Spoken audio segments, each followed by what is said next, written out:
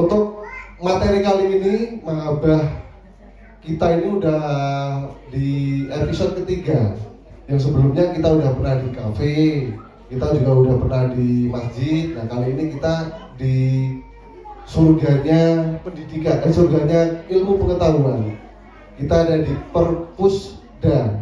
Insya Allah untuk berikutnya akan kita regulerkan di sini. Atau kan kalau misalkan kita bosan nanti bisa di luar juga. Tapi alhamdulillah hari ini kita dapat kesempatan di sini. Yang alhamdulillah secara fasilitas sudah sangat memadai dan pesertanya juga alhamdulillah cukup banyak dan antusias untuk mendengarkan kajian nanti sama Ustadz Farid tentang gimana sih kita kalau sedang jatuh cinta ini, terkhusus untuk teman-teman yang belum menikah dan untuk teman-teman yang sudah menikah, gimana sih caranya untuk selalu memupuk cinta itu kepada pasangan kita. Karena kalau kita belum menikah itu jatuh cintanya sekali, tapi kalau kita udah menikah itu seharusnya kita jatuh cinta berkali-kali. Jatuhnya itu berkali-kali gitu. Nanti Ustadz Farid selaku pembicara bisa memberikan tips-tips untuk itu. Selanjutnya kita langsung serahkan kepada Ustadz Farid selaku pemateri. Monggo Ustadz, dilanjutkan.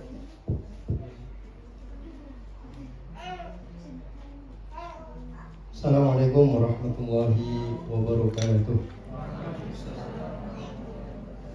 Innal hamdalillah nahmaduhu wa nasta'inuhu wa nastaghfiruhu wa na'udzu bihi min shururi anfusina wa sayyiati a'malina may yahdihillahu fala mudilla lahu wa may yudlil fala hadiya lahu.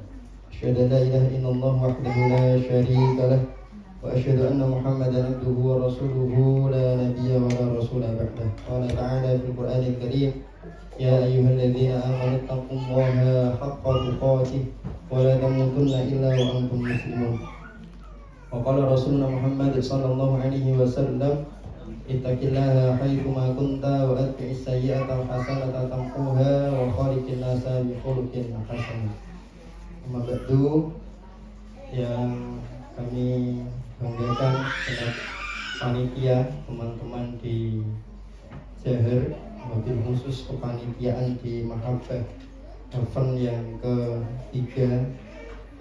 Yang kami hormati pula segenap jajaran pengurus perpustakaan daerah Jepara yang kesempatan event ketiga Mahabbah kali ini memberikan kesempatan kepada kita semuanya untuk mengadakan kajian di sini. Semoga seluruh jasa-jasanya dihitung dan dianggap pahala oleh Allah Subhanahu wa Ta'ala. Dan tidak lupa seluruh peserta, baik yang ikhwan maupun yang akhwat, yang sebelumnya sudah pernah ketemu dengan saya maupun yang belum, yang sudah kenal atau yang belum. Barangkali yang sudah kenal ini kaget, Ustadz Farid biasanya sarungnya nganggo koko, bajine putih, kok saiki tampilannya menggono. Nah, barangkali ada yang kaget ya, ini kita uji coba. Enggak sarungan nanti seperti apa? Apakah ilmunya tetap sama atau tidak? Muhibbin muhibbat, arsyadani wa arsyadakum ta'ala. Kita ini adalah, bukan kita ya. Hari ini kita hidup di zaman di mana orang mengatakan pinjam 100 agar silaturahim tidak putus, kan gitu. Tapi ya, apa gunanya kita pinjam 100 kalau hubungan tidak dan segera dibawa ke arah yang lebih serius. Mungkin hebat yang dirahmati Allah Subhanahu wa Ta'ala. Yang pertama, mari kita semuanya tetap menjadi pribadi dan orang-orang yang bahagia. Walaupun mungkin sebagian dari kita jodohnya masih entah kemana dan di mana. Mari kita juga tetap selalu berjuang meskipun sebagian dari kita masih belum punya yayan. Kalau saya sudah, sebagian dari kita kan ada yang belum punya yayan, tapi tetap harus terus berjuang. Dan mari terus kita selalu bisa hahaha meskipun jodoh kita masih menjadi misteri ilahi. Muhibin muhibat yang dirahmati Allah Subhanahu wa taala. Kami dan teman-teman di Jaher, di kepanitiaan Mahabbah khususnya, selalu mengajak diri kami dan teman-teman semuanya yang ikut di kajian kita untuk senantiasa memprioritaskan ilmu, ya, senantiasa memprioritaskan ilmu, karena mencari ilmu itu ya lebih penting mencari ilmu daripada mencari kamu. Kenapa? Karena kita tanpa ilmu itu tidak bisa apa-apa. Tapi kalau aku tanpa kamu nggak apa-apa, ya kan? Nggak apa-apa sebenarnya. Yang apa-apa itu kalau tidak punya ilmu, kan seperti itu. Dan teman-teman yang dirahmati Allah Subhanahu wa taala, kalau kita tanpa ilmu itu rugi. Aku tanpa ilmu itu rugi. Tapi kalau aku tanpa kamu, cari lagi, gitu ya. Muhibin yang dirahmati Allah Subhanahu wa taala, materi kita kali ini adalah Bila Aku Jatuh Cinta, judulnya.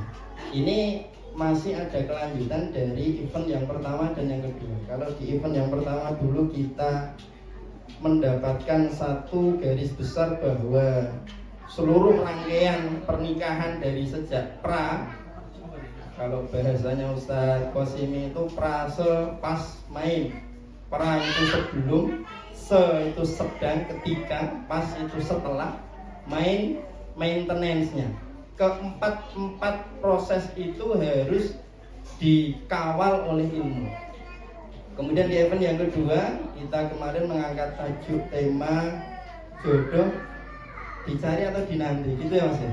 Kayaknya. Nah, kisi-kisi kalau mau nyari jodoh itu kriterianya seperti apa? Nah, di event yang ketiga ini bagaimana kalau kita dalam perjalanan menuju ke bahtera rumah tangga bagi yang belum khususnya, ketemu dengan orang yang sudah satu frekuensi, ketemu dengan calon pasangan yang menurut ikhtiar dan ilmu kita itu insya Allah inilah dia tulang rusuk saya bagi yang laki-laki, inilah dia insya Allah yang siap menjadi imam saya, membimbing saya untuk mengarungi bahtera rumah tangga, mengarungi lautan kehidupan menuju ridha Allah Subhanahu wa taala. Apa sih yang harus dan perlu kita lakukan? Nah, muhibbat yang dirahmati Allah Subhanahu wa taala, dalam kesempatan yang singkat kali ini, yang pertama saya ingin mengetengahkan pembahasan terkait dengan cinta itu sendiri. Sebagai seorang muslim tentu kita memaknai cinta tidak hanya sekedar cinta kepada pasangan bagi yang sudah menikah. Kita memaknai cinta dan mendudukkan cinta dalam hati kita, dalam diri kita, dalam jiwa kita, tidak semata-mata hanya cinta kepada lawan jenis. Sesungguhnya ada jenis cinta yang harus lebih kita prioritaskan, ada cinta yang harus lebih kita utamakan daripada hanya sekedar cinta kepada pasangan, cinta kepada lawan jenis, kan seperti itu. Karena sesungguhnya kalau cinta ini kita alokasikan, kita berikan tidak pada porsinya, naudzubillah min dzalik, bisa-bisa nanti kita dimasukkan ke dalam neraka oleh Allah Subhanahu wa taala. Makanya kan ayatnya kan walladzina amanu asyaddu hubban lillah. Adapun orang-orang yang beriman, mereka cintanya itu lebih dahsyat kepada Allah Subhanahu wa taala. Yang kedua, sebagaimana dalam satu riwayat disebutkan bahwa satu ketika Sayyidina Umar bin Khattab berkata kepada Rasulullah SAW, wahai Rasulullah, sesungguhnya aku mencintai Anda lebih dari apapun kecuali diri saya sendiri, kata Umar bin Khattab. Apa jawab Rasulullah? Umar, kamu belum sempurna iman. Maka kemudian Sayyidina Umar bin Khattab radhiyallahu anhu menyampaikan kepada Rasulullah, kalau itu Rasulullah, saya mencintai Anda lebih dari apapun, bahkan lebih dari diri saya sendiri. Artinya muhibbat rahimahullah ta'ala, cinta kepada Allah, cinta kepada Rasulullah, cinta kepada Islam harus kita letakkan lebih tinggi daripada cinta kepada pasangan, cinta kepada lawan jenis, cinta kepada anak, dan cinta-cinta yang memang menjadi fitrah kita sebagai manusia. Perasaan dan emosi yang dianugerahkan oleh Allah Subhanahu wa taala kepada kita. Maka muhibin muhibat rahimakumullah taala, kalau menurut para filsuf atau kalau kita buka di Wikipedia, materinya sudah di-share ya Mas Panitia ya? Sudah di-share ya materi ya? Oh belum? Nah, nanti yang bisa japri ke Mas Admin biar dikirimi materinya. Saya cuplikan di materi itu cinta menurut atau versinya Wikipedia. Kalau itu diklik linknya, maka di situ nanti akan ada keterangan cinta menurut atau dari sudut pandang filsuf Yunani. Maka di situ ada 8 klasifikasi cinta. Ada namanya cinta itu ya cinta tanpa syarat, ada eros judulnya itu. Jadi cinta tapi di situ ada erotismenya dan lain sebagainya. Maka kalau dari sudut pandang kita sebagai seorang muslim sekali lagi, maka cinta itu tidak semata-mata hanya cinta kepada pasangan, kepada lawan jenis. Meskipun muhibin muhibat rahimakumullah taala terkhusus kaitannya dengan cinta kepada pasangan, kepada lawan jenis, ini pun harus kita manage dengan baik, harus kita atur secara tepat supaya nanti tidak keliru dalam menyikapinya.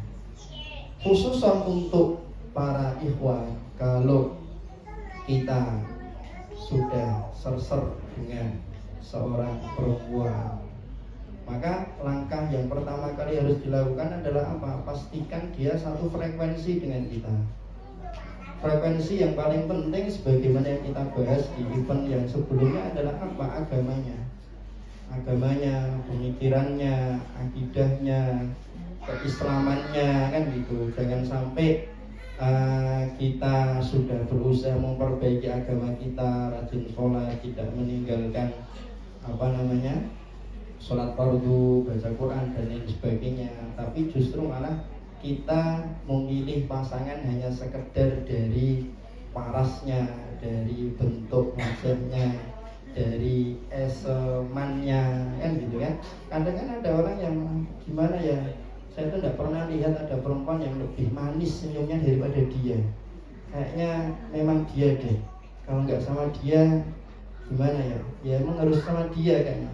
Ya Allah, jodohkanlah aku sama dia.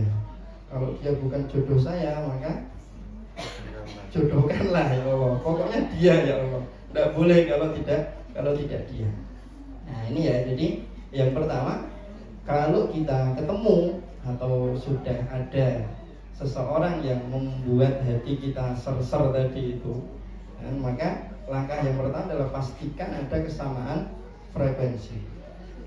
Yang berikutnya, khususan ini untuk para ikhwan, kalau memang sudah oke, sudah sama frekuensinya, maka langkah berikutnya adalah apa? Siapkan ke jenjang yang lebih serius. Siapkan ke jenjang yang lebih serius. Kalau belum siap untuk serius, maka jangan main-main. Di antara persiapan yang bisa dilakukan untuk menyongsong jenjang pernikahan, di antaranya adalah yang pertama, ini saya ambilkan dari Ustaz Salim Afillah ya, nanti bisa dilihat di materi. Yang pertama yang perlu dipersiapkan adalah ruqyah atau spiritual. Ruqyah atau spiritual. Ini yang perlu disiapkan. Dan ini adalah poin yang paling mendasar. Jangan sampai kita ingin melangkah ke jenjang yang lebih serius itu dalam rangka supaya kalau lapar ada yang nyepake, maka kalau baju kotor ada yang nyuciin, ada yang nyetrikain, kan gitu. Kalau sedang bosen nanti ada yang ngajak jalan-jalan, romantisan dan lain sebagainya. Ini semuanya hanya ekspektasi, harus dijadikan sebagai obsesi bahwa kita menikah itu bukan untuk menerima, tapi untuk memberi. Jangan sampai kita punya mindset seberapa banyak yang akan kita dapatkan nanti setelah menikah, tapi seberapa banyak yang bisa saya berikan nanti setelah menikah. Karena kalau harapannya tadi ada yang masakin, ada yang nyuciin, ada yang pijetin, itu ya mending datang ke laundry, datang ke balai pijat, gitu kan. Datang ke resto, datang ke warteg, itu nanti dimasakin, dicepakin, insyaallah. Nah, teman-teman yang dirahmati Allah SWT. Kemudian yang kedua yang perlu disiapkan untuk melangkah ke jenjang yang lebih serius adalah ilmu. Ilmu ini penting, atau sakofah, pengetahuan. Khususnya adalah di bidang apa? Fikih pernikahan. Jangan sampai nanti akad yang dilangsungkan jebul ternyata tidak sah karena tidak memenuhi rukun-rukunnya. Sudah ada saksinya Ustaz, tapi ternyata sudah ada walinya Ustaz, tapi ternyata wali yang dihadirkan bukan wali yang sah menurut fikih. Ini kan nanti akadnya menjadi tidak sah, kan seperti itu. Dan lain sebagainya. Khususnya adalah dalam bab fikih. Kemudian komunikasi pasangan ini juga diantara ilmu yang perlu disiapkan. Kemudian ilmu tentang parenting, manajemen dan lain-lain lah. Walaupun tidak semuanya kemudian kudune wis rampung semua, setidaknya yang dasar-dasar sudah disiapkan. Karena memang laki-laki dan perempuan itu kan kalau versinya Ustaz Salim Afillah ini ya, jadi memang ada perbedaan-perbedaan yang memang khas, dan itu ciptaan gawan asal dari sananya memang diciptakan berbeda. Kalau perempuan itu punya masalah, biasanya senangnya berbagi, didengarkan. Setidaknya itu kalau suaminya atau pasangan itu oh iya itu sudah agak lega kan gitu, walaupun belum beres masalahnya, tapi setidaknya sudah lega. Tapi kalau laki-laki itu tipenya kalau punya masalah disuruh cerita susah, nggak bisa, kadang malah nggak bisa. Laki-laki itu sukanya kalau ada masalah menyendiri, berkontemplasi, bertapa, ya, merenungkan, kemudian merumuskan solusi. Nah, nanti kalau sudah ketemu cadangan solusinya, calon solusinya, baru nanti akan cerita, minta pertimbangan. Ini kalau misalkan kita bla bla bla bla bla, nanti gimana ya? Kalau ini gimana? Kalau sedang menyendiri, sedang berkontemplasi itu jangan diganggu. Kipiye, oh, nanti malah saya pamplak nanti malah. Karena memang sedang merenung, sedang merumuskan solusi. Dan memang inilah perbedaan antara laki-laki dan perempuan, tidak bisa dipaksakan antara satu dengan yang lain. Dan ini kalau sudah diilmui dari sebelum menikah, insya Allah nanti ketika sudah masuk ke jenjang yang lebih serius, perjalanannya pun akan menjadi mudah. Kemudian yang berikutnya yang perlu dipersiapkan adalah jasa dia atau fisik. Fisik ini ada 3 kategori. Yang pertama adalah primer. Primer ini apa? Siapkan fisik dan jasad kita untuk menjadi jasad yang sehat, aman dari penyakit. Itu yang paling penting, sehat, aman dari penyakit. Kenapa? Karena maksud di antara tujuan utama dari menikah kan melahirkan keturunan, meneruskan generasi, kan gitu. Kalau fisik kita tidak sehat, kita penyakitan, dan nanti gimana untuk regenerasi, untuk melahirkan keturunan yang berikutnya. Yang paling penting, yang primer kalau kaitannya dengan jasad, dengan fisik itu adalah sehat dan aman dari penyakit. Yang kedua, yang sekunder, kalau bisa selain sehat dan aman dari penyakit, kita menjadi pribadi-pribadi yang fisiknya itu bugar dan tangkas. Bugar itu ya hujanan dikit tidak langsung demam, nggak langsung masuk angin kan gitu.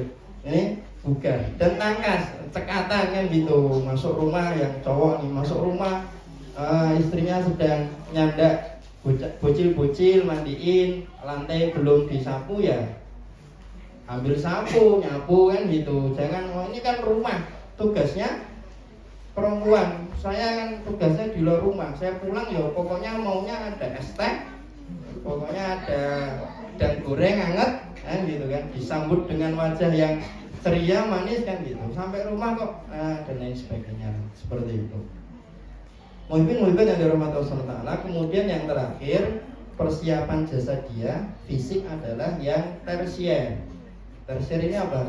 Beauty dan cool, charm ya. Itu justru malah tersier. Jangan sampai kita mengutamakan kulit yang glowing tapi penyakitan. Jangan sampai yang cowok-cowok tampilannya ganteng ya. Rambutnya kayak siapa? Kayak Limino. Rambutnya kayak Limino tapi wajahnya nggak support dua.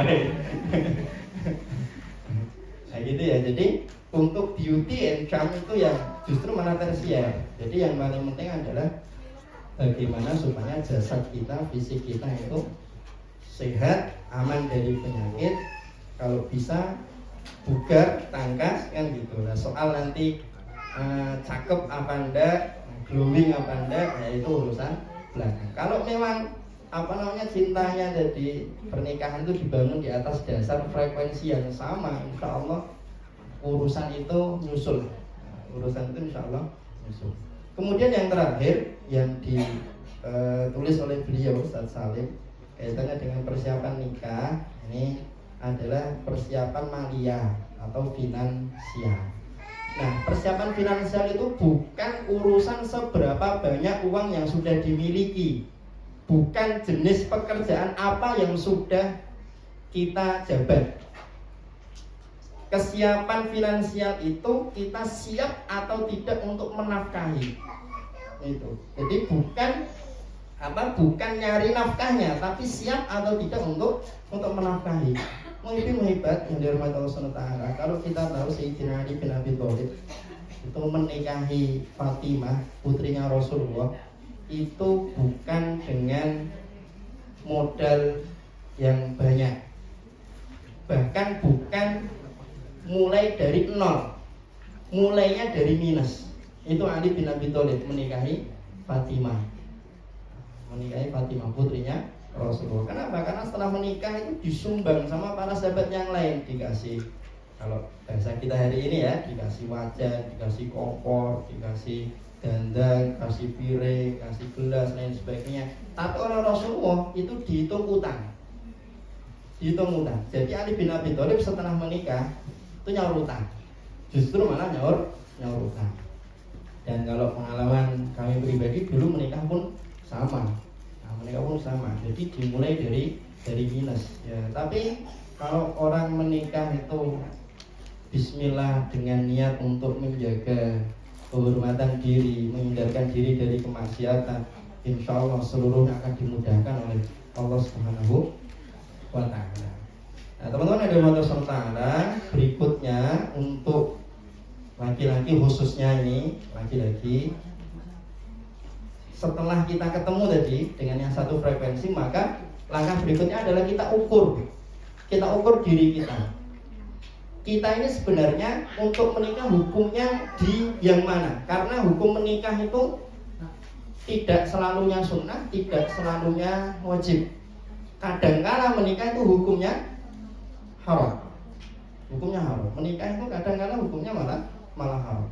Sudut pandangnya dari 3 aspek. Yang pertama, kemampuan untuk memenuhi tuntutan pernikahan, ya, memberi nafkah batin, memberi nafkah lahir kan itu. Kemudian yang berikutnya, keyakinan mampu memperlakukan istri atau pasangan dengan baik dan tepat. Nah ini ya, jadi sudah punya perangkat ilmu atau belum, mentalnya sudah siap atau belum untuk bertanggung jawab terhadap pasangan, terhadap istri. Kemudian yang ketiga, kaitannya dengan pengendalian hawa nafsu. Masih bisa mengendalikan hawa nafsunya atau tidak. Kalau satu, dia sudah siap untuk bertanggung jawab terhadap istri, memenuhi tuntutan-tuntutan pernikahan, Tapi di sisi lain dia tidak mampu mengendalikan hawa nafsu. Ini kalau saya tidak nikah, ini kemungkinan besar saya akan jatuh pada perzinahan. Jabatannya di kantor itu tinggi, income-nya banyak, seliwer, bahkan dikasih sekretaris oleh manajer di atasnya, uang ada, sudah dewasa, belum punya pasangan. Ini kalau tidak segera menikah, dia khawatir, dia takut. Ini kayaknya nih kalau saya tidak segera nikah nanti akan jatuh pada perzinahan. Untuk orang yang seperti ini hukumnya wajib untuk menikah, tidak boleh ditunda, segera menikah. Yang sunnah yang seperti apa? Yang sunnah itu kalau masih mampu mengendalikan hawa nafsu. Memang banyak fitnah, memang banyak godaan, tapi dia masih bisa berpuasa untuk meredam hawa nafsunya. Dia masih bisa ghudul basar, menundukkan pandangan. Nah, ini hukumnya sunnah menurut jumhur ulama. Kalau menurut mazhab Syafi'i hukumnya mubah. Jadi boleh nikah, boleh tidak. Lebih baik menggunakan waktu luangnya untuk beribadah kepada Allah daripada untuk menikah. Kalau menurut mazhab Syafi'i. Kalau dalam mazhab Syafi'i nanti bernikah biasanya itu semangat untuk ibadahnya, semangat untuk mencari ilmunya cenderung akan buruk. Kemudian kapan nikah itu haram? Nah ini kalau kita dalam kondisi ini maka jangan pernah sekali-kali untuk mencoba menikah. Sudah siap memenuhi tuntutan pernikahan, bisa mengendalikan hawa nafsu, tapi dia tidak siap menjadi seorang suami, tidak siap mentalnya untuk memperlakukan si dia sebagai seorang istri. Nah ini maka hukumnya haram untuk menikah. Maka ketika ketemu dengan seseorang, someone spesial yang hati kita dagdikduk ketika ketemu, ketika dia berbicara, maka ukur diri kita, wajibkah, haramkah, sunnah, kan gitu. Nah kalau ternyata setelah diukur secara jujur kita masuk dalam kategori sunnah bahkan wajib, maka jalani proses berikutnya dengan benar dan tepat. Jangan diajak jalan-jalan sendiri berdua, bahkan diajak staycation kemana gitu, padahal masih belum ada apa-apa. Nah kan gitu, ini proses yang keliru. Tapi kan ini ta'aruf, Ustaz. Ini saya dalam rangka atau kenal dia. Kalau kita tidak kenal nanti gimana pernikahan dan rumah tangga yang akan saya bangun nanti dengan dia. Nah, ini salah satu di antara syubhat. Jadi ta'aruf itu tidak dilakukan dengan cara-cara yang justru malah akan mengarah kepada perbuatan-perbuatan yang haram. Nah, barangkali nanti di antara muhibbin-muhibbat ada yang sudah siap untuk ta'aruf. Insyaallah nanti panitia akan buat program untuk memfasilitasi. Jadi ta'arufnya tidak perlu pesen kamar di mana gitu, tidak perlu pesen tiket travel jalan-jalan kemana berdua, tidak perlu. Insyaallah nanti kita siapkan programnya supaya nanti yang pengen ta'aruf bisa kita wadahi untuk ta'aruf. Berarti nanti dipilihkan sama mak comblangnya, Ustaz. Nah, kalau memang sudah ada didikan dan pandangan, insyaallah nanti bisa kita proses kan gitu. Yang penting didikan dan pandangannya itu bukan hanya sekedar karena dia itu gagah sekali, Ustaz, tinggi, gede, cool kan gitu. Yo saiki senom kan gitu, belum nikah. Nanti kalau udah nikah ternyata antunna ini, para akhwat ini pinter masak, ya udah kegagahannya nanti akan berangsur-angsur menjadi kegembrutan. Makanya para ikhwan ini memang hati-hati kalau nanti ketemu dengan pasangan yang nggak bisa ngurusi, nanti cepat lemu karena nggak bisa ngurusi. Ini kayak saya ini, pasangan saya nggak bisa ngurusi saya, makanya lemu. Dulu sebelum nikah tuh kurus saya, setelah menikah nggak bisa diurusi, nggak bisa ngurusi saya, jadinya lemu sekarang. Muhibbin-muhibbat yang dirahmati Allah SWT. Nah, berikutnya adapun untuk akhwat, ini waktunya tinggal sedikit. Untuk akhwat, kalau sudah ada pandangan ikhwan yang cocok, insya Allah tepat, tadi satu frekuensi dan lain sebagainya, maka langkah yang harus diambil adalah satu, tetap iffah. Iffah itu apa? Menjaga kehormatan diri, tetap menjaga kehormatan diri, dan harus terus waspada untuk jatuh pada perkara-perkara yang haram. Saya pernah baca satu buku, tapi buku umum ini ya. Ibaratnya laki-laki itu bulldozer, kalau perempuan itu mobil sedan, mobil apa ya? Mobil halus lah, mobil halus. Kalau bulldozer ini tabrakan sama mobil halus, kira-kira yang rusak yang mana? Mobil halus ya. Yang paling dirugikan dari hubungan yang tidak tepat, yang paling dirugikan dari hubungan yang tidak halal itu adalah perempuan. Maka tetap iffah, menjaga kehormatan diri, dan jangan pernah mau terbuai dengan kata-kata manis dari laki-laki. Insya Allah tahun depan ini saya sedang persiapan. Insya Allah ini saya betul-betul komitmen akan nikahin kamu.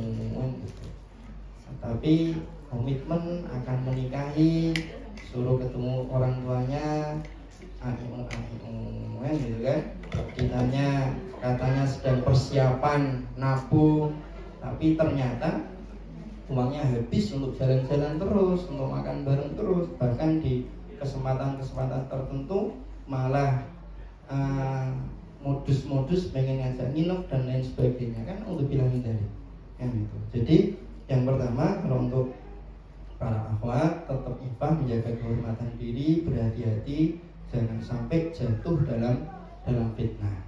Kemudian yang berikutnya, yang kedua, setelah kita menjaga kehormatan diri, nih si dia ini sudah saya incar, tapi kok setelah saya doakan kepada Allah, saya minta kepada Allah, kok kayaknya dia enggak lirik saya ya.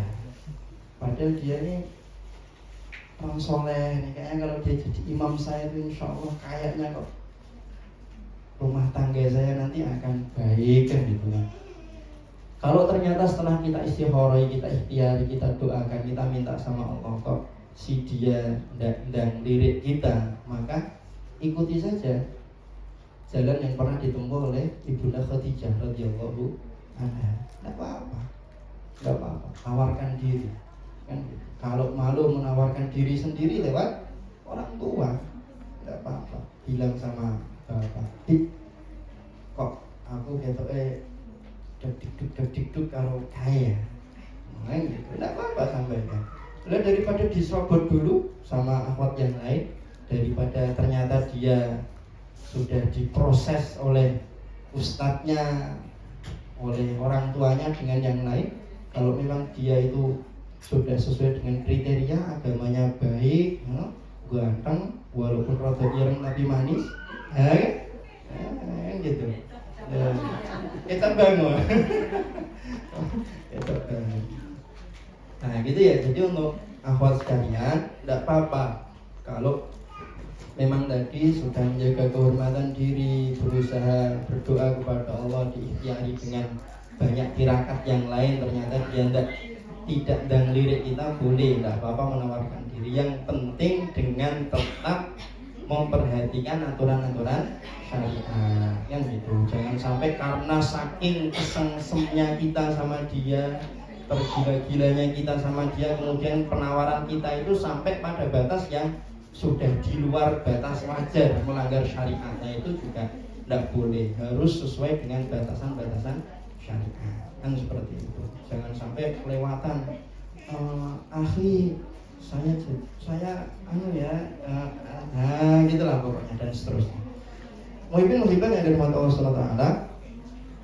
Berikutnya untuk orang tua. Kalau sebagai orang tua nih, kita mendeteksi anak kita jatuh cinta, ini kan kayaknya ada yang umahat ya, ada yang ibu-ibu nih. Kalau kita sebagai orang tua, kalau yang bapak-bapak tidak ada ya, anaknya masih TK, masih kecil. Nah, untuk para orang tua atau yang nanti anaknya bakal gede. Kalau kita mendeteksi anak kita sepertinya sudah kena virus merah jambu, sudah jatuh cinta, atau bahkan anak kita sudah terang-terangan menyampaikan kepada kita punya bidikan tertentu kan gitu, Bu, aku ini bla bla bla bla dan lain sebagainya kan gitu kan. Maka sikap kita sebagai orang tua yang pertama adalah pastikan pilihan anak kita itu atau orang yang dijatuh cintai oleh anak kita itu baik agamanya. Baik agamanya. Itu yang paling penting, yang paling utama adalah itu. Jangan dulu memperhatikan aspek pekerjaannya, jangan dulu memperhatikan aspek berapa penghasilannya, tapi yang perlu ditelusuri pertama kali adalah bagaimana agamanya. Baru setelah agamanya boleh berikutnya nanti memperhatikan bab kufu. Kalau dari keluarga perempuan itu kan memang harus memperhatikan kufu. Sekufu itu dilihatnya dari sudut pandang perempuan, bukan dari laki-laki. Jadi minimal seorang perempuan itu menikah dengan laki-laki yang minimal sederajat, seimbang. Jangan sampai di bawahnya. Jangan sampai di bawahnya. Dalam bab ilmu, dalam bab ketakwaan, bahkan menurut sebagian ulama dalam bab strata pendidikan. Tapi ini tidak menjadi yang primer. Kan itu. Jadi minimal itu seimbang dan sudut pandangnya dari si perempuan, bukan dari si laki-laki. Jadi kalau laki-lakinya lebih tinggi dari si perempuan tidak apa-apa, tapi minimal sama agar nanti ketika menjalani rumah tangga itu barangkali ada konflik, ada masalah, itu dari si perempuan tidak rumongso kowe dek biyen sadurunge nikah motormu lho guru astri ya guru nikah karo aku iso numpak Nmax wani-wani orangku misalkan. Namanya manusia biasa kan gitu kan. Bahkan Ibunda Aisyah saja cemburunya kan sampai banting piring. Itu Bunda Aisyah saking cemburunya kan banting piring itu sampai pecah kan. Di dalam riwayat kan seperti itu. Apalagi kita yang jauh sekali bandingannya dengan Ibunda Aisyah kan gitu. Maka itu diperhatikan sepupunya biar nanti ketika satu saat terjadi masalah itu insya Allah perjalanannya akan menjadi lebih baik. Ya itu sih paling kalau dari aspek si orang tua. Nah, kemudian kalau ternyata setelah kita telusuri agamanya kurang baik atau mungkin akhlaknya tidak pas atau kurang sekufu, maka ajak ngobrol anaknya, ajak ngobrol. Apa kayak nek liyane oleh gitu. Oh, pripun ibu? Ketok enten kuwi yo. Aku wis bar salat yo metune kuwi. Watake bar salat ki buka HP do metune kuwi. Oh iya, Bu. Ya pantas dia terus yang keluar habis salat buka HP, chattingan sama dia, ya dia yang keluar. Artinya kan salatnya tidak jujur kan gitu. Istikharahnya tidak jujur karena sudah ada kecenderungan, sudah ada kecondongan. Diajak ngobrol baik-baik, insya Allah bisa diarahkan. Nah kalau ternyata setelah diajak ngobrol masih tidak bisa, kemudian terjadi konflik antara orang tua dan anak kaitannya dengan pemilihan pasangan, maka nanti yang dimenangkan adalah yang punya pertimbangan agama. Kalau anak itu memilih dia karena pertimbangan agama, kemudian orang tua tidak setuju karena pertimbangan yang bukan agama, maka anak boleh tidak taat kepada orang tuanya. Pun sebaliknya, kalau orang tua pertimbangannya agama, tapi anak itu pertimbangannya yang lain, ternyata karena tadi wajahnya, senyumnya, lain sebagainya, atau bahkan dilihat dari status Facebook dan IG-nya, ini orangnya soleha ya Bu, tenang, statusnya api-api share videonya status dan lain sebagainya. Ya, medsosnya kan gitu. Adapun real kehidupannya kan bisa jadi tidak sama, bisa jadi beda. Kan gitu kan? Bisa jadi tidak sama, bisa jadi beda, kan gitu. Maka kalau seperti ini nanti yang dimenangkan adalah orang tuanya. Kalau anaknya bangkang kepada orang tuanya, nanti anaknya yang masuk mendapatkan dosa. Maka sebenarnya insya Allah kaitannya dengan pemilihan pasangan ini, kalau ada kesamaan basic ilmu, ada sering terjadi komunikasi antara anak dan orang tua, insya Allah tidak akan terjadi konflik yang berkepanjangan. Begitu muhibin yang dirahmati Allah Ta'ala. Ada satu pembahasan lagi sebenarnya, kalau kita kalau bahasanya Ibnu Qayyim al-Jauziyah itu kena penyakit hati namanya isyak. Isyak itu kalau bahasa kita ya Pak ya, mabuk cinta. Mabuk cinta. Kan kadang, bukan kadang ya, banyak kita lihat fenomena muda-mudi itu, apalagi tren-tren hari ini itu kan ada bahasanya itu apa, sleep call ya. Ya yang muda-muda ini ngerti mungkin sleep call kan gitu kan. Teleponan sama si dia kan gitu, tidak mau dimatikan sampai nanti bangun, sampai kiamat. Ada sleep call, ada banyak lah, apa-apa harus dia, lagi ngapain ingat dia dan lain sebagainya. Ini kalau dalam bahasa Ibnu Qayyim al-Jauziyah namanya isyak. Isyak itu mabuk cinta. Nah, versinya Ibnu Qayyim al-Jauziyah isyak atau mabuk cinta ini ada dua, ada yang halal, ada yang haram. Yang halal yang seperti apa? Kalau isyaknya kepada pasangan itu boleh, tidak apa-apa. Mabuk cintanya kepada istrinya, kepada suaminya, ini boleh, tidak apa-apa. Kan gitu. Saking ternyata memang si cowok dan cewek ini setelah menikah, ya kan, bisa memperbarui cinta di versinya Mas Indon tadi kan gitu. Tidak menjalani rumah tangga dengan monoton gitu kan. Karena namanya rumah tangga itu kan harus ada seninya, ada kreasinya, ada selang-selingnya kan gitu kan. Yo makan kadang-kala di kamar, kadang-kala di ruang makan kan gitu kan, kadang-kala di teras kan gitu kan, dan lain sebagainya. Itu namanya kan selang-seling, variasi kehidupan kan seperti itu. Dan banyak ustadz yang menganjurkan dan menyampaikan bahwa memang namanya cinta itu harus diungkapkan, harus diungkapkan. Cuma kadang memang penyakitnya cowok itu untuk mengungkapkan itu perumangsane lho. Kowe iki tak nikah ya berarti aku cinta karo kowe. Kan gitu. Dadak mbok tekoki wae. Antum tuh sayang enggak sih sama aku? Anu iki cinta enggak sih sama aku? Gitu kan. Nah itu memang perempuan tuh butuh denger itu. Kan gitu. Bukan karena ragu tapi memang butuh kan gitu. Sedangkan si cowok kadang itu mikirnya, "Loh, aku ki wis kamu tak nikahi, aku kerja, setiap minggu tak kasih uang, itu bukti aku cinta sama kamu, ngapain gue tanya lagi kan gitu." Kadang cowok kan gitu kan. Rumongsone ya itu kan. Kurang opone sih jane aku iki, sik ditekoki wis sayang apa ndak, cinta apa ndak. Aku iki sayang karo kowe, cinta sama kamu, makanya kamu tak nafkahi, kamu tak nikahi. Ya itulah namanya. Makanya memang tadi ya, seni berkomunikasi itu harus diilmui terus kan gitu. Dan kalau ada salah satu di antara pasangan itu ya rodok lelet atau tidak mau belajar, atau sebenarnya pengen belajar tapi waktunya habis untuk kerja, untuk kesibukan lain sebagainya, ya yang satu harus ngalahin memang, ngajari kan gitu, share lain sebagainya, tidak apa-apa kan gitu kan. Kalau nge-share video reels atau apa ke pasangan itu kan tidak apa. Nah kalau ada orang yang kena mabuk cinta ini kepada pasangan, maka tidak apa-apa. Yang penting catatannya apa? Tidak melalaikan dari kewajiban-kewajiban kepada Allah Subhanahu wa Ta'ala.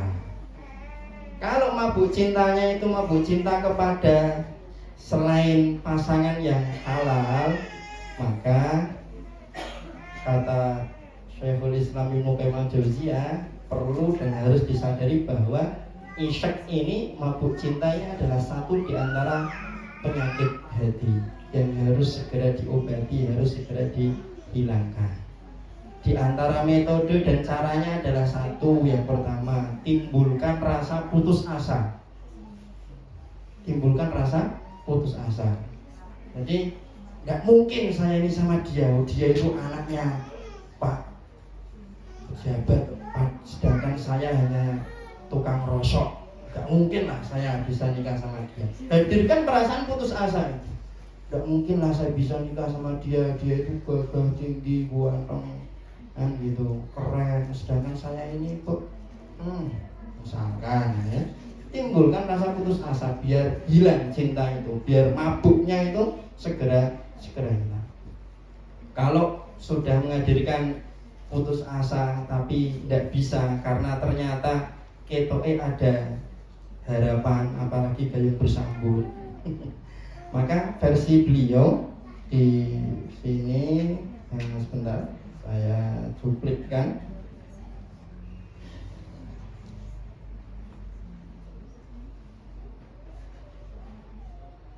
Yang berikutnya adalah kalau masih tidak mempan menghadirkan perasaan putus asa, maka kemudian langkah berikutnya adalah kita hadirkan dalam hati kita, dalam diri kita, bahwa kalau kita mengharapkan sesuatu yang mustahil, yang tidak diperkenankan oleh syariat, itu nanti adalah bagian daripada bentuk kegilaan. Kalau kata Syekhul Islam Ibnu Qayyim Al-Jauziyah.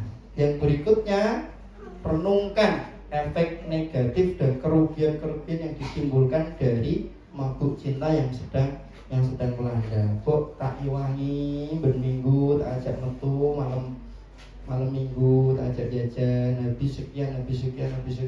Kalau yang perempuan kok setiap pekan diajak sampai dipegang-pegang, ditowel-towel dan lain sebagainya. Ini nanti bakal nikah apa enggak sih sebenarnya? Ini kan kerugian kan? Ini kan kerugian. Karena insya Allah bakal nikah kan? Insya Allah sudah 99%. Nah masalahnya 99% kita itu nanti bakal kalah dengan 1% yang di situ adalah takdir Allah Subhanahu wa Ta'ala. Betapa banyak yang bahkan sudah nyebar undangan tapi ternyata bubar, tidak jadi, ya toh? Karena ternyata si dia sudah ada main mata dengan mantan dan yang sebagainya, yang seperti itu. Nah itu diantara tips-tips yang disampaikan oleh Ibnu Qayyim Al-Jauziyah kalau orang terkena mabuk cinta. Begitu muhibin-muhibin yang dirahmati Allah Ta'ala materi kita pagi hari ini. Semoga sedikit ini bermanfaat untuk kami pribadi dan muhibin-muhibin sekalian. Kami kembalikan waktu kepada moderator. Assalamualaikum warahmatullahi wabarakatuh. Waalaikumsalam warahmatullahi wabarakatuh. Baik, terima kasih Ustadz selaku pengisi acara ini. Dan bagi teman-teman semua yang punya unek-unek, punya pertanyaan, silahkan ditulis. Silahkan ditulis, nanti dikasih ke panitia di belakang, nanti bisa disalurkan ke sini. Dan sekedar informasi bahwa kami punya kain celeng ini bisa ditunjukkan depan Mas. Nah, kain celeng ini nanti yang akan menyokong dakwah-dakwah kita. Untuk teman-teman yang sekiranya kepingin mengisi kain celeng ini bisa langsung menghubungi panitia.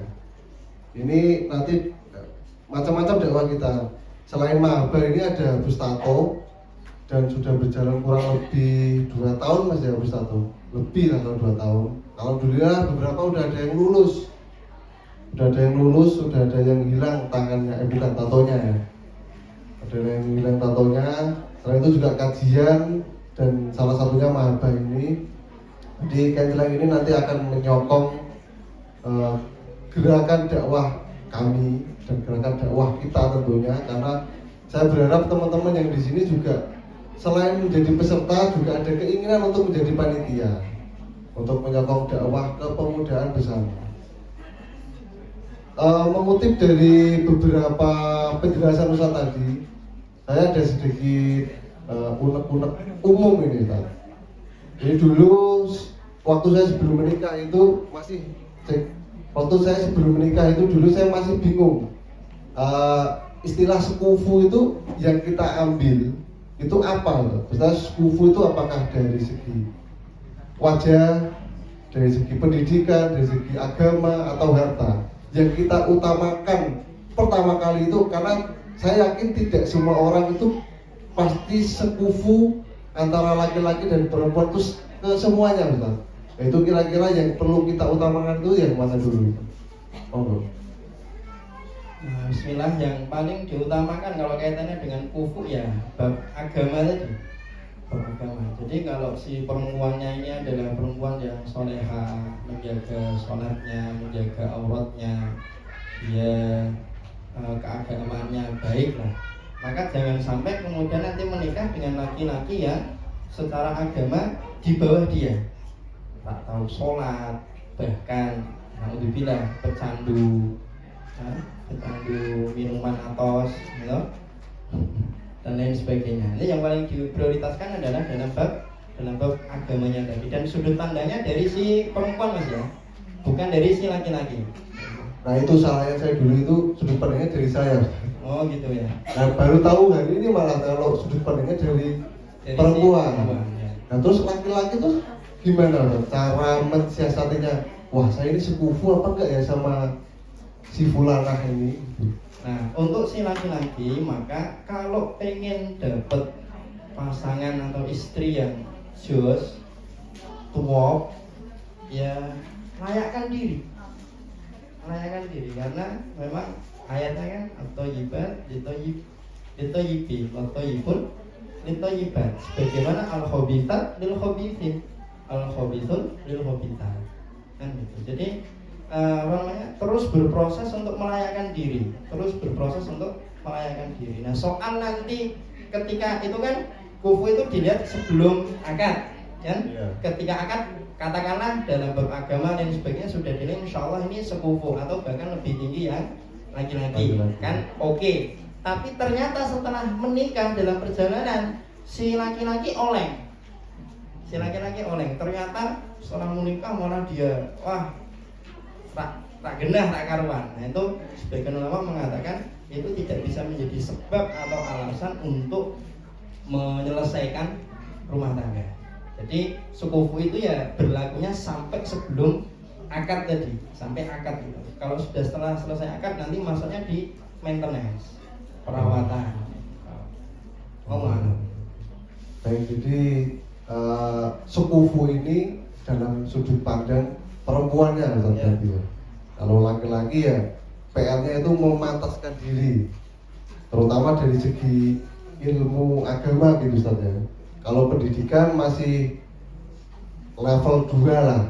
Jadi artinya untuk karena dulu itu saya sempat tanya-tanya sama teman secara agama juga enggak begitulah. Paling sama seperti saya itu juga sekufu itu harus sama semua. Nah dari situ malah justru membingungkan. Gimana cari pasangan yang kita bisa sama semua, sama pendidikannya, sama face-nya sama, terus ilmu agamanya sama, hartanya juga sama. Mungkin sampai kiamat kita nggak akan dapat kalau yang dibilang sekufu itu harus keempat-empatnya itu tadi. Susah kan? Kalau harus sama blok semuanya ya susah. Dan sekufu ini tidak menjadi syarat ya, Jadi katakanlah misalkan kita sebagai perempuan rumongso aku apik, pendidikanku tinggi, wong tuaku sugih, orang terpandang dan sebagainya. Kemudian ternyata memang yang ser-ser deg-deg dalam hati, karena cinta itu kan tidak punya alamat ya. Cinta kan tidak punya alamat. Kadang kita itu seneng sama orang itu ya namanya ta'aruf, nador, lihat wajah. Ternyata setelah nador itu yang cocok yang ini, tapi jebul ternyata secara strata pendidikan, kemudian ketokohan orang tua dan sebagainya ternyata di bawah kita, yang untuk yang akhwat. Maka tidak apa-apa kita nikahi si ikhwan itu, walaupun secara kufu mungkin tidak sama dengan kita. Itu tidak masuk dalam kategori syarat. Yang penting kalau memang bismillah sudah mantep yakin sama dia, nanti setelah menjalani bahtera rumah tangga ya jangan terlalu banyak protes, karena kita sendiri yang sudah ridho dengan laki-laki yang datang menjemput dan melamar kita. Sudah ada pertanyaan panitia? Kalau tidak ada saya coba ngutip ini aja Pak. Beberapa kejadian di era sekarang, terutama Gen Z ini, nggak tahu ini Gen Z apa Gen milenial apa tanda cian, ada yang tua ada yang muda ya. Jadi kalau umum kita memendam perasaan, katakanlah kita suka sama seseorang, itu kan kalau kita tidak mengindahkan kaidah-kaidah syariat, itu kita langsung gabres saja Ustaz. Nah gimana sih caranya secara syariat kita ini lagi suka sama seseorang katakanlah.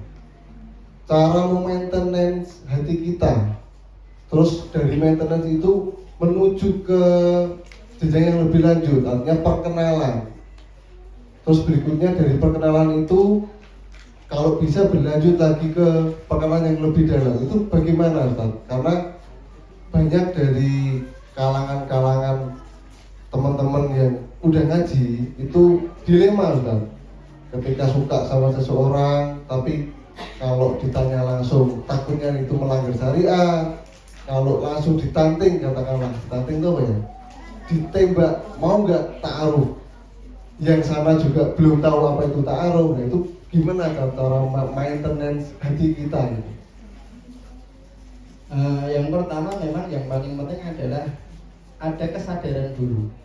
Ada kesadaran dulu bahwa cinta ini harus dijaga, harus dipelihara, harus dimanage dengan aturan-aturan syariat, dengan aturan-aturan Allah Subhanahu wa Ta'ala. Berangkat dari kesadaran inilah nanti insya Allah langkah yang diambil adalah langkah yang benar.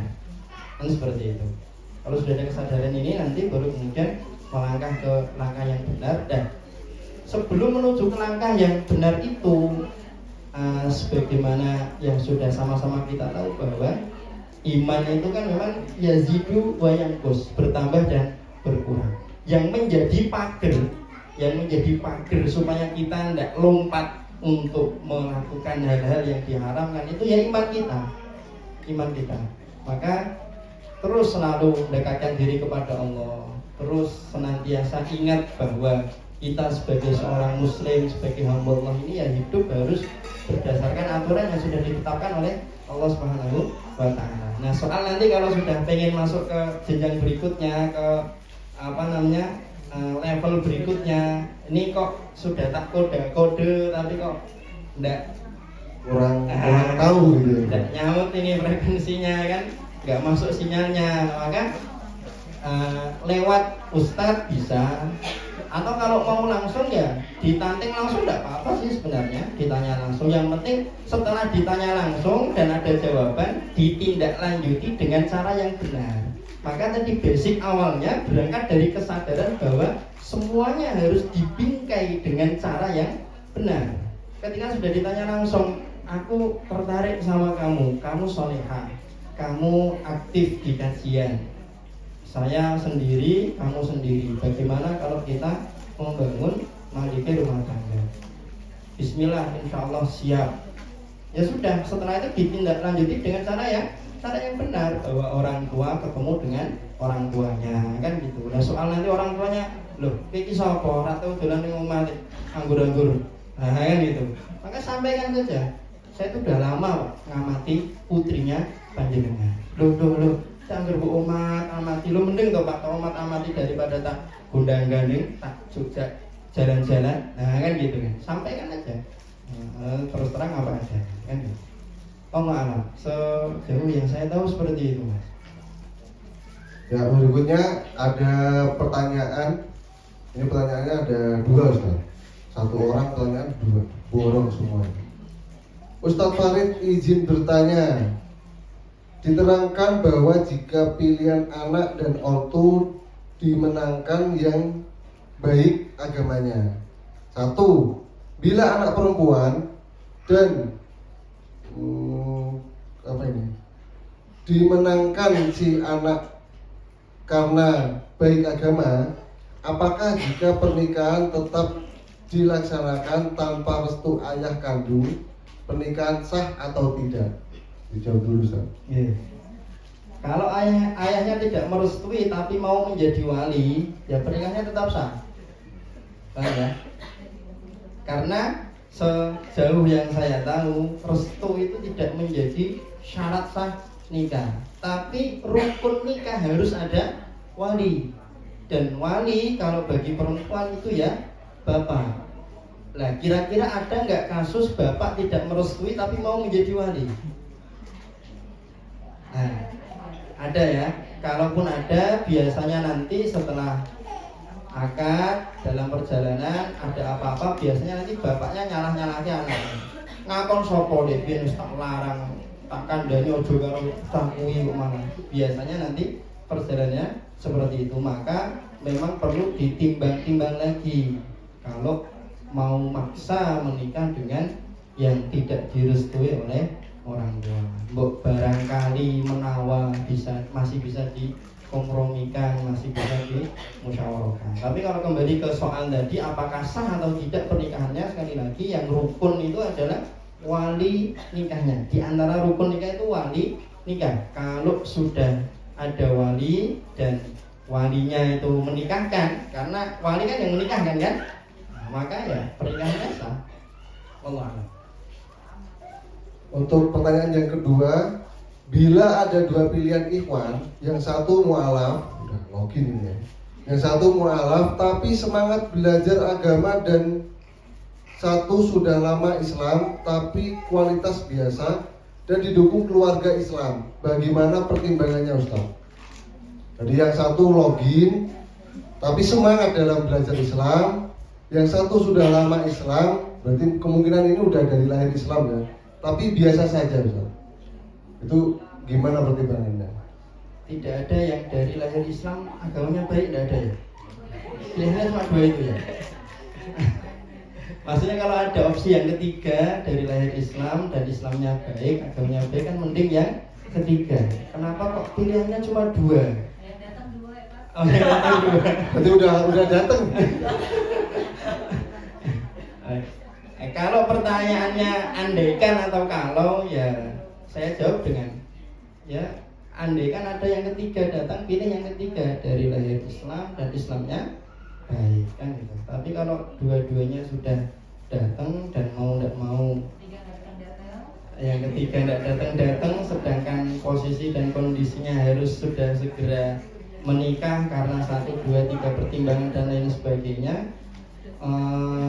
Allah alam bisawab, kalau saya pribadi memandang biasanya kalau orang yang dari dunia hitam kemudian masuk ke dunia putih, kemudian tampak, yang penting semangatnya tadi sudah kita kalkulasi betul bahwa semangatnya ini bukan anget-anget tai ayam.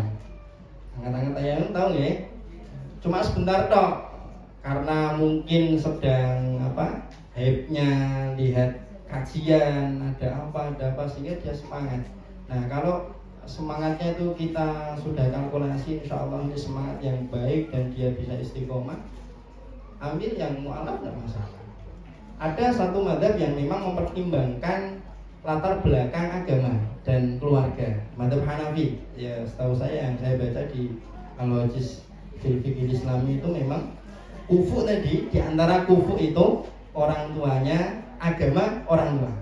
Jadi seorang muslimah yang keluarganya muslim itu tidak boleh atau dipertimbangkan untuk tidak menikah dengan laki-laki yang background keluarganya non muslim. Itu dalam mazhab Hanafi. Tapi kalau jumhur tetap pertimbangannya di keagamaannya. Kalau secara agama lebih baik yang mu'alaf, ya oke, tidak masalah. Allah alam bisa. Baik, jadi untuk yang bertanya ini, pertanyaan yang ketiga itu sebenarnya kan orangnya mau apa enggak sama kita? Dari dua orang tadi itu. Tapi kalau ini kan pertanyaan dari apa? Oh iya, ini berarti udah datang Oh, kan gitu. Udah datang. Ada pertanyaan lagi Mas? Yang Ikhwan? Boleh nanya nggak? Iya. Boleh. Nggak usah pakai kertas. Oh boleh. Saya kan sebenarnya dengan anak-anak yang usianya sudah memasuki usia balik, ada yang kan sudah mulai memasuki virus-virus merah jambu itu. Oh iya. Bagaimana menjaga supaya anak saya bilang sih sama anak saya, naksir itu kalau dengan lain jenis itu sesuatu yang normal. Karena ketika bercerita kan yang sudah normal kalau sesama jenis. Nah supaya menjaga mereka tetap dalam koridor ini, kan kebanyakan anak-anak dalam usia yang itu labil ya. Kadang kita orang tuanya ngomong terlalu keras, mereka menjauh. Kita tidak bilangin, nanti khawatir berkeras gitu. Nah bagaimana supaya kita bisa istilahnya mensinkronkan antara kami orang tuanya dengan si anak yang sedang, yaitu tadi tafsiran itu. Kalau saya ditanya itu sudut pandangnya beda Ustaz. Ini mohon maaf, anaknya laki-laki atau perempuan? Laki-laki dan perempuan mau yang mana? Waduh. Berapa belas bu anaknya? Baru setengah lusin. Oh setengah lusin, lumayan ya. Dia semuanya yang betul, semuanya secara Iya. Langkah yang diambil tadi sudah baik ya. Jadi apa namanya, dikasih tahu bahwa wajar namanya laki-laki naksir perempuan, perempuan naksir laki-laki, itu sesuatu yang wajar. Itu sudah langkah yang baik. Apalagi dikasih tambahan yang tidak wajar itu kalau naksirnya kepada sesama jenis, karena hari ini kan kampanye tentang itu kan marak di berbagai tempat kan seperti itu. Dan di antara bentuk jatuh cinta yang tidak wajar dan haram itu ya jatuh cinta kepada sesama jenis ya, naudzubillah min dzalik. Nah, kalau sudah dikasih dasaran seperti itu, artinya ini sesuatu yang wajar, tapi kemudian harus kita olah dengan cara yang baik, harus kita manage dengan cara yang benar. Nah itu ya tinggal dilanjutkan aja komunikasinya secara intens kan gitu. Nah tinggal nanti dari pihak bapak atau ibu yang lebih akrab, dekat dan lebih didengar oleh anak. Karena ya maaf, memang kadang ada anak itu yang kalau sama bapak itu dikandani rotok nggak patek. Nah gitu, karena bapaknya udah kadung kulino ngaploki wae. Nah gitu, maka kemudian anak kurang anu sama si bapak. Kalau dalam posisi seperti ini maka ibu yang masuk, ngobrol, ngasih arahan kan gitu, sambil terus dikontrol. Yang agak sulit itu kalau posisi anak tidak tinggal bareng dengan orang tua, itu lebih susah, lebih sulit. Kalau anak tinggal bareng dengan kita orang tua itu insya Allah relatif lebih mudah. Setiap hari kita ketemu, setiap hari kita ngobrol, kadangkala kita bisa ngecek HP-nya kan gitu. Kalau mau pergi kemana bisa kita kontrol, bisa kita tanya dengan temannya dan lain sebagainya kan seperti itu. Kalau tinggal bareng, yang agak susah itu memang kalau tinggalnya tidak bareng. Dalam hal ini misalkan kuliah di luar kota, kos dan sebagainya, maka langkah-langkah yang bisa diambil ya mungkin bisa kita pilihkan kos yang kondusif kan gitu, tidak yang bebas cowok cewek. Kemudian kita carikan komunitas yang baik di tempat dia kampus dan lain sebagainya. Ya sejauh itu sih Bu mungkin yang saya tahu, karena anak saya belum berpotensi kena virus merah sih. Jadi ya jawaban saya imajiner.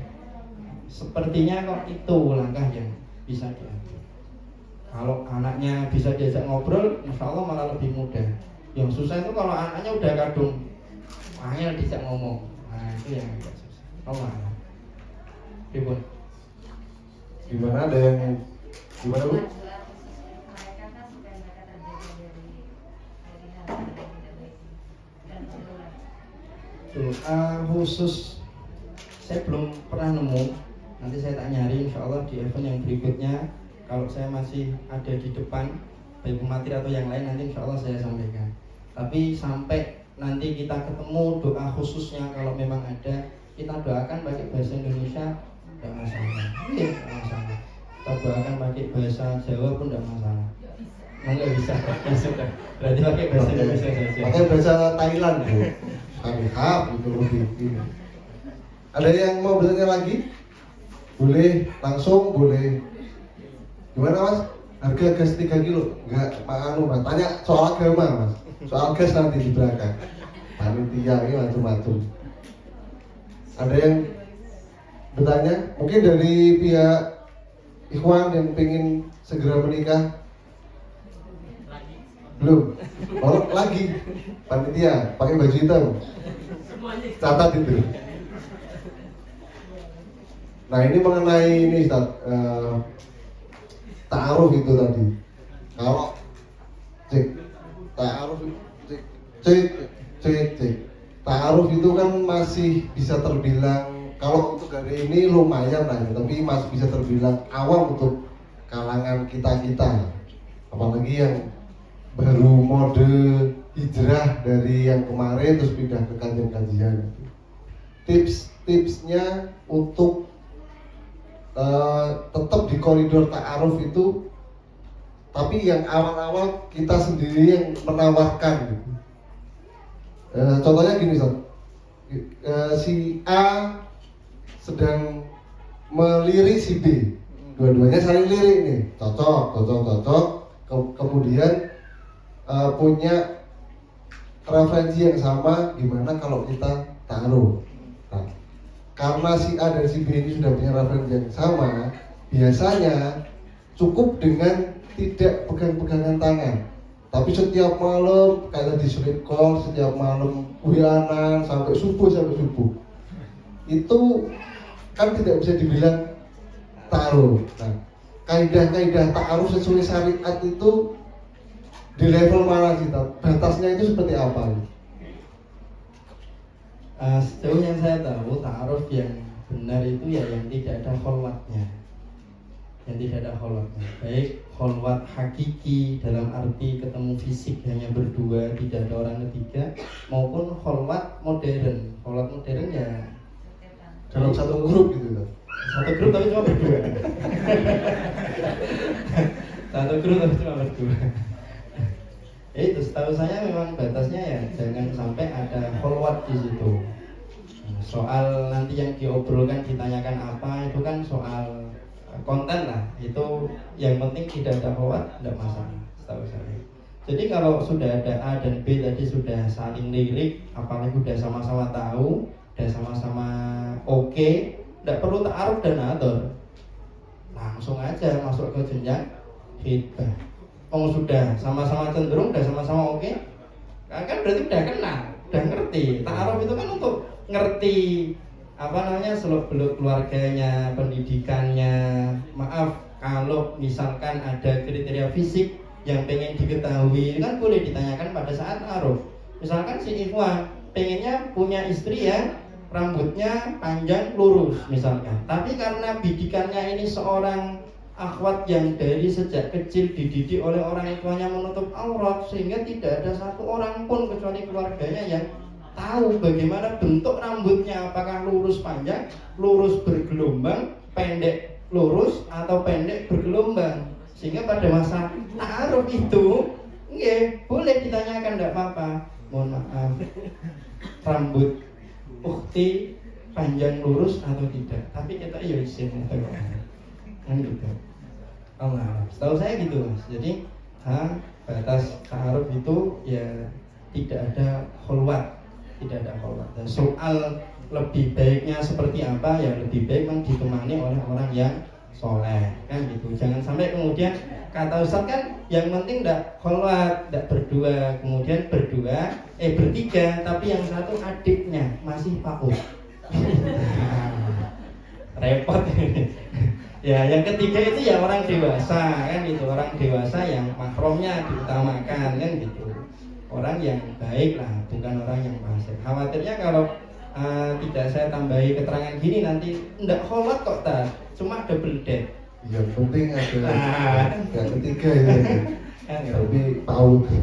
Oh berarti kalau udah satu sama yang lainnya itu udah saling kenal, udah saling sepakat, langsung gas saja ke orang tua gitu. Tapi ada pertanyaan lagi? Kalau tidak ada, ada.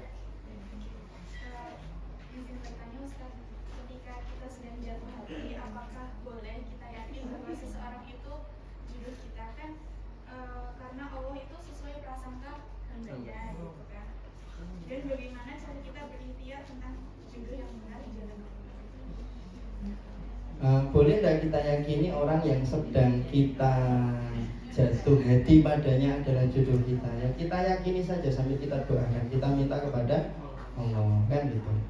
Insya Allah semoga dengan prasangka baik kita dia dijadikan sebagai jodoh kita. Kok ini ternyata bukan dia yang menjadi jawaban dari doa-doa kita, maka kembali ke rumus awal. Allah itu tidak ngasih kepada kita apa yang kita mau. Allah itu tidak pernah ngasih kepada kita apa yang kita mau, tapi Allah ngasih kepada kita apa yang kita butuhkan, apa yang terbaik untuk kita. Itu rumus. Kalau itu kita pegang, kita yakini, insya Allah hidup kita ayam, tentrem, tidak ada galau, nggak bisa move on.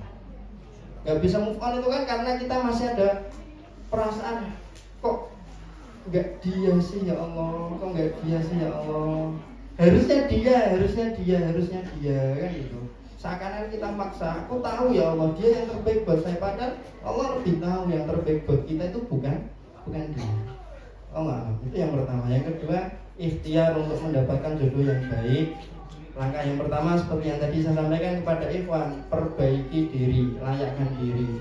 Karena sebagaimana laki-laki yang soleh akan mendapatkan perempuan yang solehah, maka perempuan yang solehah pun insya Allah juga akan mendapatkan laki-laki yang soleh. Semakin kita mensolihahkan diri kita, insya Allah jodoh yang soleh pun akan semakin dekat dengan kita. Itu ikhtiar yang pertama. Ikhtiar yang kedua, banyak-banyak doa kepada Allah. Kalau sudah ada bidikan ya tadi disebut namanya. Kalau belum ada bidikan ya doa secara umum. Ya Allah, saya sudah bosan sendiri ya Allah. Ya Allah, saya sudah jenuh dengan kesepian ini. Ya Allah, segeralah kirim seorang pangeran berkuda putih ya Allah. Nah, gitu kan. Enggak berkuda putih lah, berjas putih misalkan.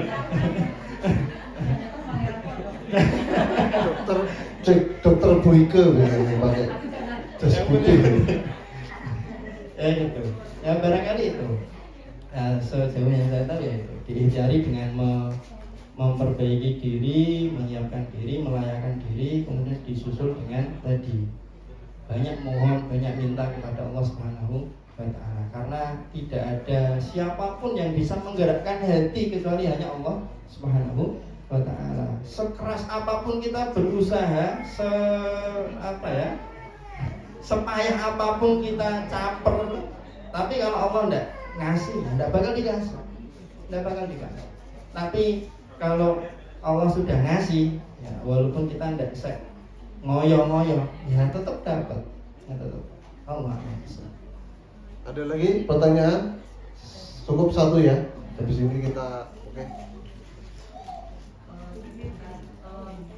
Terkait tentang persiapan nikah, untuk misal ini ada dua pemuda-pemudi yang dia itu ingin taruh berkaitan tentang kesehatan.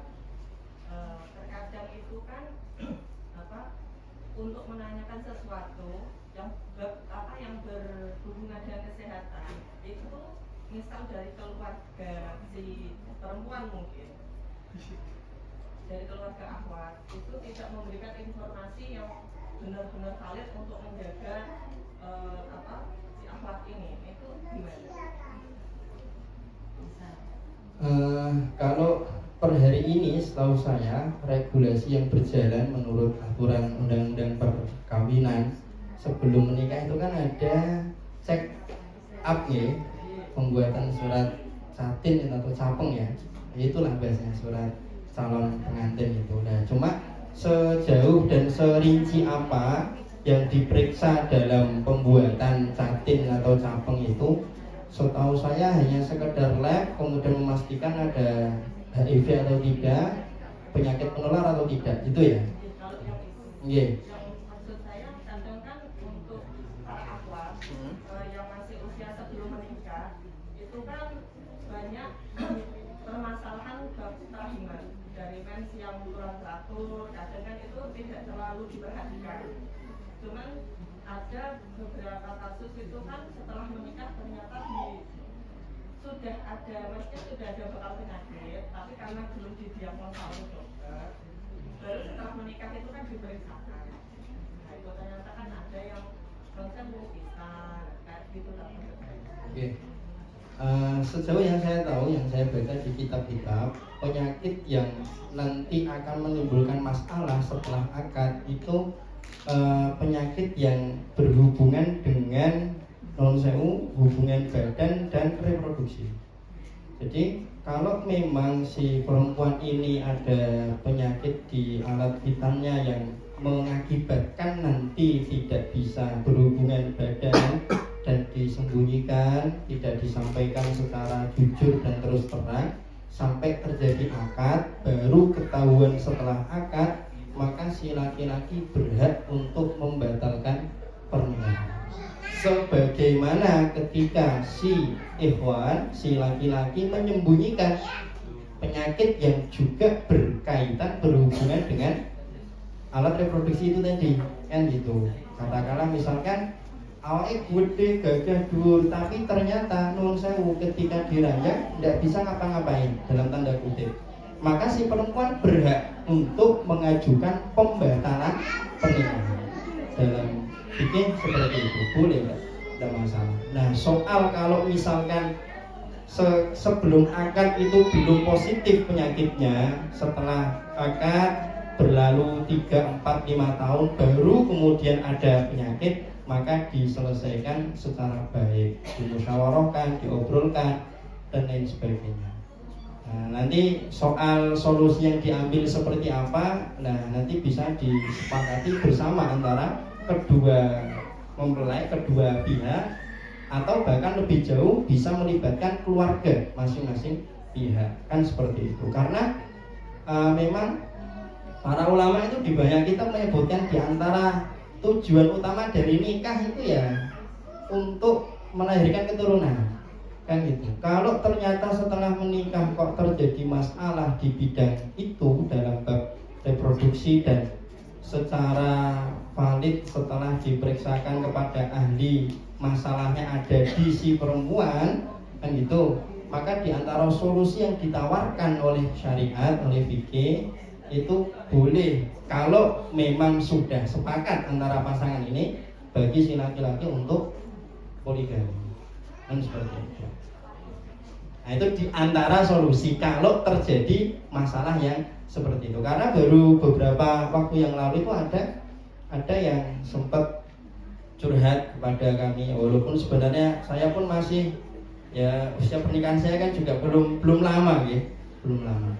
Ada yang curhat bahwa pasangannya itu sering emosian, tantrum ya kalau bahasa anak-anak itu, dan setelah ditelusuri di antara sebabnya karena sudah sekian tahun menikah masih belum punya keturunan, bahkan belakangan sering menyampaikan minta untuk cerai saja. Nah kemudian saya tanya, nah masalah antum berdua belum punya keturunan itu sudah pernah diperiksakan atau belum? Sudah pernah dicek up atau belum? Sudah pernah divalidasi atau belum? Masalahnya di mana? Kenapa dan bagaimana? Nah kalau setelah periksa sudah keluar itu menurut riset yang valid berdasarkan ahli masalahnya di mana, seperti apa, baru nanti setelah itu diobrolkan baik-baik, dimusyawarahkan bagaimana solusi yang paling baik. Kalau kembali ke pertanyaan yang pertama tadi, kalau baru bibit ya, atau memang mengarah ke sepertinya nanti akan ada penyakit dan penyakit itu baru hadir atau baru ada setelah sekian tahun, maka ya nanti diselesaikan secara musyawarah. Tapi kalau sudah positif ada penyakit sebelum akad dan disembunyikan setelah akad baru konangan, maka ketika konangan itu berhak bagi pasangan untuk mengajukan pembatalan pernikahan. Kalau misalkan tidak diajukan gimana Ustaz? Dia ikhlas, dia ridho karena memang cinta matinya ya itu, ya monggo tidak apa-apa. Tapi syariat sudah memberikan solusi. Karena tujuan pernikahan itu ya yang paling besar untuk menghasilkan keturunan. Kalau tidak kamu ajukan pembatalan ya oke, tidak masalah. Artinya tidak harus lama. Baik, kita cukupkan pertanyaannya ya. Nanti kalau ada pertanyaan-pertanyaan yang lain bisa diutarakan di event-event berikutnya. Insya Allah kita akan reguler per berapa mas? Per bulan. Insya Allah kita akan reguler per bulan. Jadi untuk semua teman-teman yang di sini yang ada pertanyaan atau nanti sampai rumah ada timbul pertanyaan, nah bisa ditulis dulu. Nanti bulan depan kita ketemu lagi, bulan depan insya Allah kita akan kembali lagi di sini, ditanyakan lagi di sini. Untuk berikutnya saya undur diri sebagai moderator, saya limpahkan kembali ke MC. Terima kasih semuanya. Assalamualaikum warahmatullahi wabarakatuh.